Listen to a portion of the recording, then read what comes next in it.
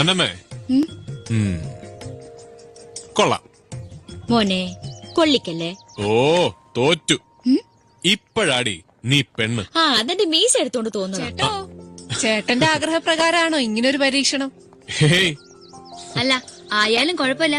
പക്ഷെ ഈ അണ്ടർഗ്രൗണ്ടിൽ കൂടെ ലൈൻ വലിക്കണ്ട, ഞങ്ങളും കൂടെ അറിഞ്ഞോണ്ട് മതി. ദേ ഒരു കാര്യം ഞാൻ പറഞ്ഞേക്കാം, ഇതുമാതിരി നല്ല വേഷത്തിൽ ഈ മുതലിനെ കാണാൻ കൊതിയുണ്ടെങ്കിൽ കയ്യിൽ നിന്ന് കാശെടുത്ത് വാങ്ങിച്ചു കൊടുക്കണം. ഞങ്ങളുടെ നിസ്കണ്ട. പൊടി പൊടി പൊടി.